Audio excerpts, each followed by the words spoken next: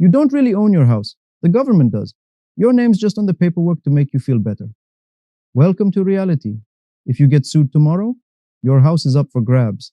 Your blood, sweat, and 30-year mortgage, gone. If you don't know how to use legal tools the rich have been using for decades, today I'm going to walk you through how to legally make your home judgment-proof using an irrevocable trust. Not shady, not secret, just smart. The average American faces 5 lawsuits in their lifetime.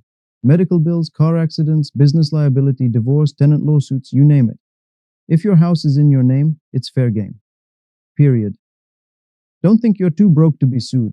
People sue broke people every day and garnish whatever they can. Story example, talk about someone who got sued after a guest tripped in their driveway, lost their house, didn't see it coming. Imagine legally moving your house into a legal safe. You're not the owner anymore, the trust is.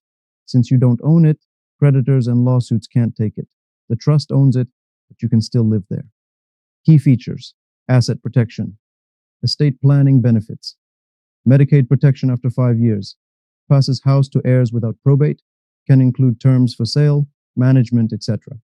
Difference between revocable and irrevocable. Revocable, you still control it. No protection. Irrevocable, out of your control. Bulletproof from creditors.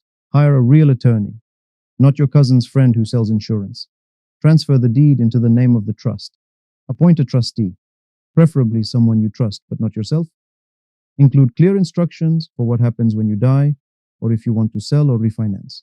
Document everything: dates, values, purposes. Bonus tip: don't wait until you're being sued. That's called fraudulent conveyance, and courts will undo it instantly. Myth number 1. If I don't own it, I'll lose control. False. You set the rules when you create the trust. Myth number 2. It's only for rich people.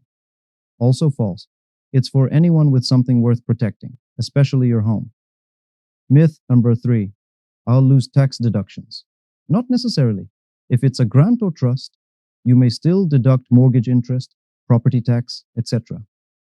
Pick a trustworthy trustee. Your drunk uncle? Not ideal. Don't transfer the house if you're already facing a lawsuit or debt collectors.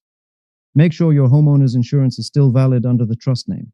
Remember, you can't just undo an irrevocable trust like hitting backspace. You have 2 choices. Own your house and cross your fingers no one sues you. Use an irrevocable trust and sleep like a baby, knowing your home is untouchable. You can't control who sues you, but you can control whether they get anything. So ask yourself, do you want your house protected? Or do you just want to feel like it's protected?